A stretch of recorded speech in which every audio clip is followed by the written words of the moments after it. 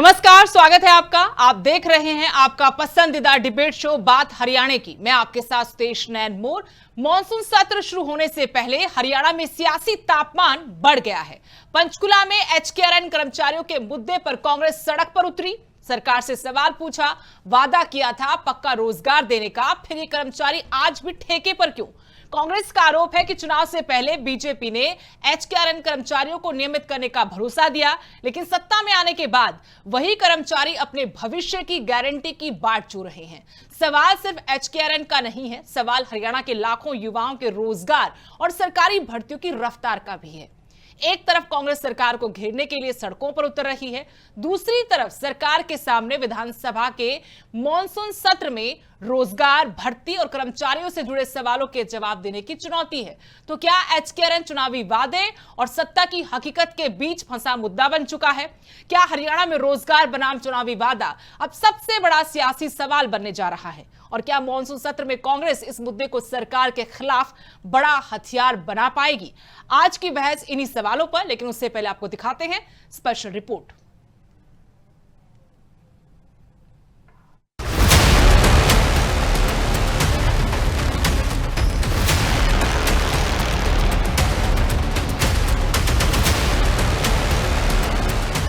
Monsoon सत्र से ठीक पहले हरियाणा कांग्रेस एचकेआरएन कर्मचारियों को पक्का करने की मांग को लेकर पंचकुला में सड़कों पर उतरी।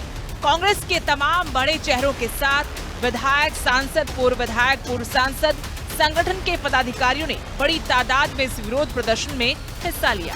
इस दौरान रोहतक से सांसद दीपेंद्र हुड्डा ने कहा कि एचकेआरएन के जरिए एम्प्लॉय करने की बजाय डिप्लॉय करने की बात कहकर सरकार हरियाणा के युवाओं का शोषण बंद करे।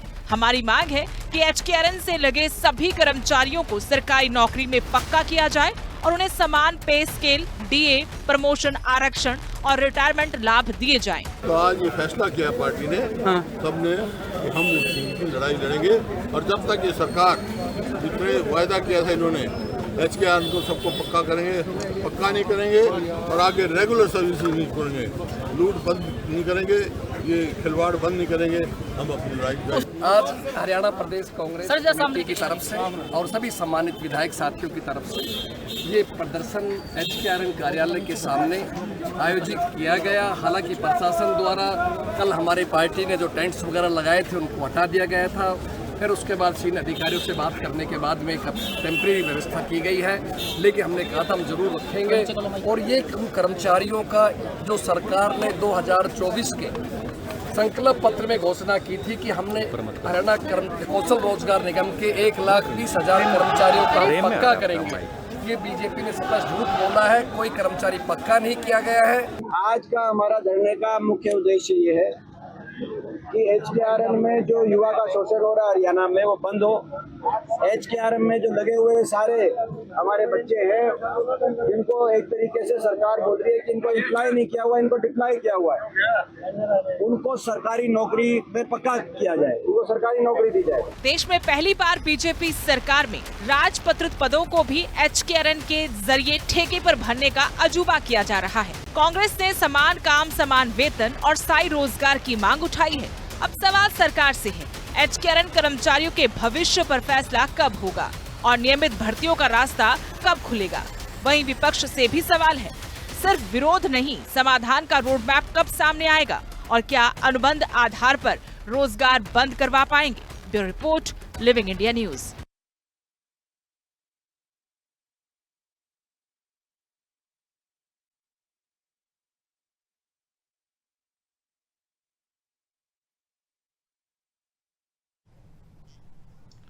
तो चलिए चर्चा की शुरुआत करेंगे। सभी खास मेहमान हमारे साथ जुड़ चुके हैं। इस वक्त पूर्व मंत्री हरियाणा सरकार कंवरपाल गुर्जर हमारे साथ हैं, कांग्रेस प्रवक्ता के तौर पर कृष्ण शर्मा है, इनेलो से ओमकार सिंह हमारे साथ जुड़े हैं। आप सभी का बहुत बहुत स्वागत है। और कंवरपाल जी, सबसे पहले सवाल मैं आपसे करना चाहती हूं, एचकेआरएन को लेकर आज कांग्रेस पंचकुला में सड़क पर उतरी, बड़ा आरोप लगाया कि आपने तो नियमित नौकरी का वादा किया था, पक्की भर्ती का वादा किया था और आज लाखों युवाओं के साथ आप ठगी कर रहे हैं। यह शोषण की दुकान है। शोषण को समाप्त करने का काम किया तो भारतीय जनता पार्टी ने किया। हमारे से पहले कॉन्ट्रैक्ट पे कर्मचारी रखे जाते थे, और जो कॉन्ट्रैक्टर था वो ज्यादातर यही था कि भाई जिसको भी कॉन्ट्रैक्ट मिल गया तो या तो वो जिस कर्मचारी को रखता था उससे 2 महीने की तनख्वाह पहले ही ले लेता था, और या फिर अगर जिसको 15,000 रुपए सरकार की तरफ से एक कर्मचारी के दिए जाते थे तो उनमें से वो 12,000 उसको देता था। और अगर 12,000 सरकार देती थी तो 9 देता था, 3,000 रुपए उससे वो बीच में से इस बात के लिए ले लेता था कि भाई मैंने आपको रोजगार दिया जी। और मैं आपको जानकारी के लिए कहूंगा कि इसके लिए सबसे ज्यादा प्रयास मैंने ही किया। मैं ही माननीय मुख्यमंत्री से जाके मिला जी। और मैंने कहा कि ये जो छोटा कर्मचारी है जिसको केवल हम 12,000 रुपए दे रहे या 15,000 रुपए दे रहे, ये बहुत ही गरीब कर्मचारी है और इसका भी ठेकेदार शोषण कर रहा। तो जो पंडित दीनदयाल उपाध्याय जी की एक सोच है, डॉक्टर भीमराव अंबेडकर जी की जो सोच है कि जो अंतिम व्यक्ति है उसके लिए हम काम करेंगे, अगर हम ये काम नहीं कर सके तो मैं समझता हूं शायद हम उसको पूरा नहीं कर सके। और माननीय मुख्यमंत्री जी ने मेरी बात को बड़े ध्यान से सुना और उसके बाद उन्होंने सरकारी अधिकारियों को बुलाया और उनसे कहा भी इससे कैसे छुटकारा मिल सकता है, क्या हम अपनी भी कोई एजेंसी बना सकते हैं। तब अधिकारियों ने कहा कि हम एजेंसी बना सकते हैं। तो उन्हें कहा फिर एजेंसी बनाओ, तो उन्हें कहा कितना टाइम लगेगा, बोले 6 महीने लगेंगे। तो आदरणीय मनोहर लाल जी लगे कहने नहीं 3 महीने में बनाओ, और 3 महीने में हमने वो एजेंसी बनाई और उसमें हमने सारे कर्मचारियों को ले लिया। और उसमें सबसे बड़ा फायदा क्या है कि लगभग मैं समझता हूं आज 1.25 लाख के करीब कर्मचारी ऐसे हैं जो HKRN में आएंगे। जहां उनका पहले शोषण होता था, पैसे जो उनकी नौकरी थी उसमें से पैसे रखे जाते थे, वहीं दूसरा शोषण ये होता था कि सरकार से तो ठेकेदार पैसे ले लेता लेकिन कर्मचारी को कई बार 6-6 महीने तक भी तनख्वाह नहीं दी जाती। और वो जो गरीब आदमी इतनी छोटी नौकरी करा था उसके बाद उसकी हालत आप सोच सको क्या थी। लेकिन HKRN होने से सबसे बड़ा फायदा यह है कि उसको रेगुलर तनख्वाह मिलनी शुरू होगी, जो उसके पैसे हैं वो महीने की 4-5 लेकिन तारीख कंवरपाल तक जी, उसके यहाँ अकाउंट पर में विपक्ष के जमा कई बड़े सवाल हैं, एक एक कर मैं आपसे वो सवाल करना चाहती हूँ। सबसे पहले तो वो कह रहे हैं कि भाई श्वेत पत्र आप लोग जारी कर दें, आपने कितनी नियमित भर्तियां की, कितनी HKRN में भर्तियां की, और HKRN में जो भर्तियां की हैं वो दूसरे विभागों से जो ठेके पर लगे हुए थे लोग, तो उनमें से कितने की है, नए कितने भर्ती हुए हैं, ये पूरा ऑडिट होना चाहिए। दूसरी बात उन्होंने जोड़ी है कि आरक्षण का पालन हो रहा है कि नहीं हो रहा है, चहेतों को ही तो नौकरी नहीं दी जा रही। हाँ, जैसे आपने कहा आरक्षण का पालन हो रहा, तो इसमें हमने एक सॉफ्टवेयर बनाया और सॉफ्टवेयर में जो अति गरीब है उसको पहले ही उसके नंबर दिए जा रहे हैं। अब जैसे कोई फादरलेस है उसको 10 नंबर पहले ही दे रहे हैं, जैसे उसकी आमदन कम है उसको अलग से नंबर दे रहे हैं, अगर उसका एक्सपीरियंस है उसको अलग से नंबर दे रहे हैं। अगर आप इसको सारे को चेक करोगे तो आपको जानकारी मिलेगी। वो पारदर्शिता कैसे देखें, हम कैसे चेक करें कि ये सब कुछ जो नियम आप बता रहे हैं इनका पालन हो रहा है। यही विपक्ष का सवाल भी है कि ये पारदर्शी जो सिस्टम की बात है वो कैसे संभव होगी, कैसे पता लगेगा कितनी नौकरियां किसको कैसे किस आधार पर दी गई, क्या नियम थे। देखिए आप कोई भी सवाल पूछ लें तो हम उसकी डिटेल में जवाब दे देंगे, और अगर कांग्रेस वालों से मैं कहना चाहूंगा कि विधानसभा में सवाल लगाओ, अब सवाल का जवाब दे देंगे कितने इसमें कौन लगे, कौन कौन कितने लगे। हालांकि हमने आरक्षण की व्यवस्था उसमें नहीं की और कच्चे कर्मचारियों में आरक्षण की व्यवस्था होती भी नहीं है, ऐसा कुछ है नहीं। लेकिन क्योंकि नियम हमने इतने अच्छे बनाए जिसमें गरीब को अपने आप लाभ मिल रहा, हमारा उद्देश्य जो रहा वो जो अति गरीब है उसको फर्स्ट प्रेफरेंस देने का रहा, और हमने फर्स्ट प्रेफरेंस उसको दी। और अगर आप इसमें जानकारी लोगे तो मैं दावे के साथ कह रहा कि जितना उनको मिलता है उससे दुगुना जो है उनको मिला इसमें, क्योंकि गरीब तो वही बेचारे ज्यादा थे। लेकिन ये डिटेल, ये सारी की सारी बातें जो आप कह रहे हैं कंवरपाल जी, इस बारे में जानकारी कहीं तो उपलब्ध होना कि इतने लोगों को इस डिपार्टमेंट में हमने भर्ती किया है, किस आधार पर किया है, क्या इसको वेतन दे रहे हैं, क्योंकि बात तो समान वेतन की भी है, समान काम समान वेतन की बात भी है। जी, अभी आपका 15 मिनट पहले फोन आया कि हम आपको जोड़ना चाहते हैं, जी। तो 15 मिनट में तो मैं नहीं बता सकता, डिटेल नहीं सकता। लेकिन अगर कांग्रेस चाहे तो विधानसभा में इस सवाल को पूछ सकती है, तो हम नहीं, डिटेल में इसका जवाब दे देंगे ठीक पूरा है। का अब पूरा। सबसे पहले तो बहुत बहुत धन्यवाद, आपने वक्त निकाला इस डिबेट में जुड़ने के लिए, क्योंकि HKRN जो आपने बनाया है उसमें आपका सबसे बड़ा योगदान है सरकार में। लेकिन मैं आपसे कह रही हूं कि ये जो बातें हैं, ये सवाल तो पहले से और वाजिब सवाल है कि कहीं पर ऐसा सिस्टम हो, आप इतने पोर्टल खोलकर बैठे, कोई पोर्टल ही बना दे जहां पर पूरी डिटेल हम लोगों को मिल जाए। नहीं, पोर्टल से भी आप जानकारी ले सकते हैं, ऐसी बात नहीं है। आपके पास सूचना का अधिकार है, जानकारी लेने का अधिकार है, आप उससे भी जानकारी ले सकते हैं। अगर आप ये क्वेश्चन डाल लोगे तो निश्चित तौर से हम उसकी सारी की सारी जानकारी दे देंगे। अब समान काम समान वेतन की बात अब आपने कही, तो जो लोग आज तक इतना बड़ा शोषण कर रहे थे, अपने लोगों को ठेके दे दिए, उनके ठेकेदार लोगों को लूट रहे थे, हमने वो लूट बंद कर दी।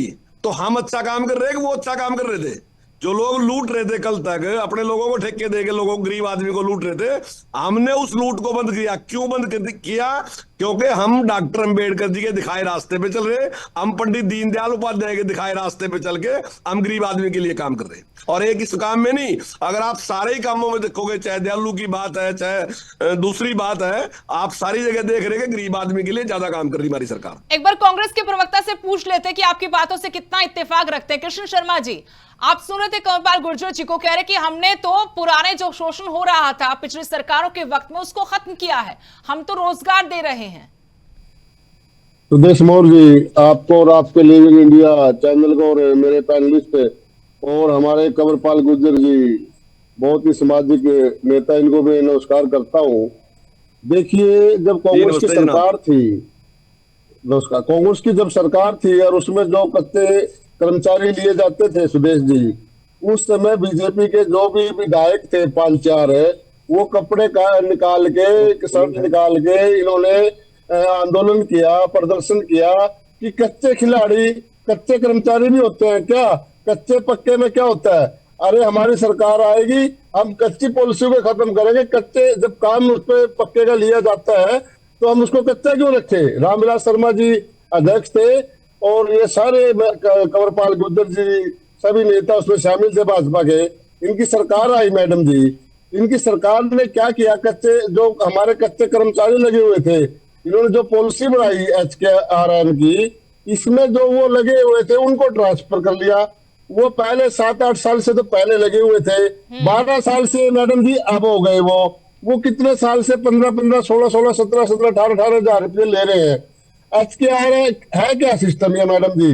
जब भी चुनाव होता है या कोई जिला परिषद का चुनाव होता है, चेयरमैन का या किसी का भी होता है, ये कैसे उसमें जब अपने इन्होंने उसका पोर्ट खोलते हैं और उसमें भर्तियां हो जाती है मैडम जी, और वो विधायकों से, मैं नहीं कहता कि ये पक्की नौकरियों में कुछ करते हैं, लेकिन इसमें जो ये सिस्टम है HKRN है, इसमें ये अपने, जैसे कंवरपाल गुर्जर जी भी होगा, इसने भी अपने 50-100 आदमी लगवाए, दूसरे भी है, इन्होंने कैसे लगवाए मैडम जी? अगर इसमें हेराफेरी नहीं है, अगर इसमें पारदर्शिता है, तो फिर तो कंप्यूटर निकाल दे लिस्ट। कंप्यूटर तो लिस्ट निकाल ही नहीं रहा मैडम जी वो। और उनकी तनख्वाह 15,000, 16,000, 15-15, 16,000 साल वर्ष उन्होंने हो गए। तो ये जो सिस्टम था, जो ये भ्रष्टाचार का अड्डा बन चुका है, पूरी तरह से भ्रष्टाचार का अड्डा मैडम जी, ईमानदारी की बात है। इसमें हो सकता है कंवरपाल गुर्जर जी इस बात को ना जानते हो, लेकिन अगर किसी ने भी इसमें अपना नाम निकलवाना हो मैडम जी, वो नाम निकलवा लेता है, चैलेंज से नाम निकलवाते हैं, और जिसके नाम है, उनके सारा कुछ है, वो नाम नहीं निकल पाते, उनका एक्सपीरियंस भी होता है। ये सब बीजेपी का एक बैकग्राउंड भ्रष्टाचार, अपने आदमियों को सेट करने का इन्होंने जो प्रोपेगेंडा रचा, और ये कच्चे रहेंगे क्या सारी उम्र? अब ये इसकी भर्ती करता कौन है? सरकार करती है या कोई बड़ा ठेका है इसमें? क्या सरकार इतने सरकार ये सवाल पूछेंगे हम कंवरपाल जी से, लेकिन ओंकार जी को एक बार शामिल करते हैं चर्चा में। एक मिनट एक सेकंड सिर्फ।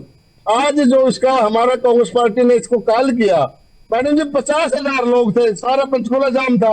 अगर इसके प्रतीब 76 लोग आए हुए थे, जो पीड़ित लोग थे वो आए हुए थे, अगर इसमें दम होता है तो वो कांग्रेस का इतना बड़ा समर्थन देते हैं। आज कंवरपाल गुर्जर जी का तो यमुनानगर का और पंचकूला का पड़ोस पड़ता है, पता कर लीजिए। आपको भी पता होगा मैडम जी, भी ईमानदारी की बात है, सारा पंचकूला जाम हुआ पड़ा था इतने, और बारिश के अंदर इतना जोरदार सरकार के चलिए खिलाफ ठीक है, बात प्रदर्शन हुआ। रोजगार की, पक्के रोजगार की हो रही है। ओंकार जी, पक्का रोजगार ये डिमांड करते हुए देखिए, कांग्रेस आज सड़कों माननीय- पर उतरी माननीय थी, लेकिन पूर्व कंवरपाल मिनिस्टर गुर्जर जी जी कह रहे हैं कि जुड़े हुए हैं। हमने सुदेश तो जी, पुरानी जो सुदेश जी, प्रथाएं थी, माननीय- जो तरीका था ठेकेदारी का, उसको खत्म किया है। ये तो रोजगार सृजन का एक बड़ा प्लेटफॉर्म बन गया। आप इस बात से कितना इत्तेफाक रखते हैं कि आपको भी लगता है गड़बड़ झाला है, कोई पारदर्शिता नाम की चीज नहीं है एचकेआरएन में? सुदेश जी, टोटल फ्रॉड है, कोई प्रक्रिया नहीं है। हरियाणा कौशल रोजगार निगम एक कंपनी है, कंपनी जिसके माध्यम से सरकार युवाओं का शोषण कर रही है। एक काम जो परमानेंट कर्मचारी 70,000 से लेके 1 लाख रुपए में करता है, वही काम हरियाणा कौशल रोजगार निगम का कर्मचारी 15,000 12,000 रुपए में करता है। मैं मंत्री जी, पूर्व मंत्री जी बैठे हैं, इनकी बात से सहमत भी होऊंगा, सलूट भी मारूंगा। मेरे कुछ पॉइंट हैं, उनका जवाब दे दें। पहला पॉइंट, हरियाणा कौशल रोजगार निगम में भर्ती की प्रक्रिया बता दो, क्या प्रक्रिया? एक बच्चा नया कौशल रोजगार निगम में रजिस्ट्रेशन कराता है, 2,000 रुपए लग जाते हैं CSC सेंटर, और उसके बाद उसके आगे कितने बच्चे हैं, कब उसका नंबर आएगा, आएगा नहीं आएगा, ओवरेज हो जाएगा, ये प्रक्रिया बता दो, पहली बात। दूसरा, जब से हरियाणा कौशल रोजगार निगम बना, इसमें जो पहले कच्चे कर्मचारी थे उन सबको इस कौशल रोजगार निगम में ले लिया गया। आपने कितने भर्ती किए, उनको छोड़ दीजिए, वो तो पहले ही पक्के थे, पहले ही कच्चे थे। तीसरा, ये हरियाणा कौशल रोजगार निगम की बीमारी, ये लाभ वाली योग्यता है या नॉन प्रॉफिट ऑर्गेनाइजेशन है? क्या कौशल रोजगार निगम प्रॉफिट सेव करता है अपना? चौथा, कब पक्के किए जाएंगे? जो एक कर्मचारी कर लिया आपने, पक्के कब किए जाएंगे? पांचवा, इनके वर्किंग डेज कितने, 5 दिन वर्किंग है या 6 दिन वर्किंग है? क्योंकि हरियाणा में 5 डे वीक्स है ज्यादातर डिपार्टमेंट में। नगर परिषद में मैं देखता हूं पक्के कर्मचारी 5 दिन आते हैं और कच्चे कर्मचारी 6 दिन आते हैं, 7वें दिन में बुला लिया जाता है। 7वां प्रश्न, आप 1 वर्ष का एक्सटेंशन देते हो एचकेआरएन को, क्यों? हर वर्ष एक्सटेंशन की तलवार क्यों लटकती है इनके ऊपर? और अब तो पटवारियों को जुलाई में 2 महीने का एक्सटेंशन दिया गया, मतलब अब 2-2 महीने करके एक्सटेंशन दोगे और कुछ नहीं। और सबसे बड़ी बात, 2014 से आपकी सरकार है, 12 साल जी, में जी। कितने माफ व्यक्ति कीजिएगा ओंकार जी और रिटायर हुए? कंवरपाल जी, बहुत बहुत शुक्रिया, मेरे पास वक्त की कमी है।